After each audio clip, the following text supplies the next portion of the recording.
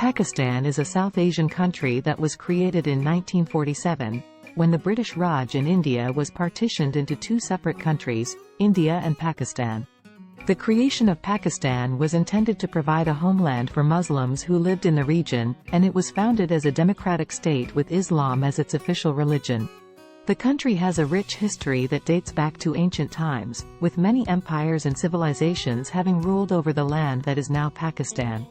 One of the most influential empires in Pakistan's history was the Indus Valley Civilization, which flourished around 2600 BCE and is considered one of the world's earliest urban civilizations. The region was also ruled by the Maurya Empire, which was founded in the 3rd century BCE, and the Mughal Empire, which lasted from the 16th to the 18th century CE and left behind a rich cultural heritage. In the modern era, Pakistan has faced many challenges, including political instability, economic struggles, and social unrest.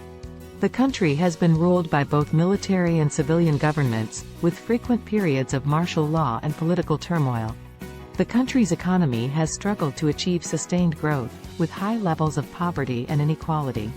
However, Pakistan has made significant progress in recent years, with improvements in areas such as education, healthcare, and infrastructure.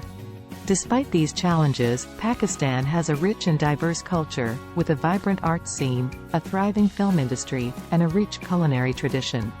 The country is home to many different ethnic and linguistic groups, including Punjabis, Sindhis, Balochis, and Pashtuns, each with their own unique cultural traditions. In terms of its socioeconomic situation, Pakistan faces a number of challenges. Poverty is a major issue, with more than 20% of the population living below the poverty line.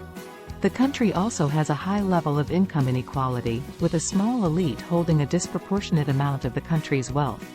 The country's education system is also in need of reform, with low literacy rates and limited access to quality education.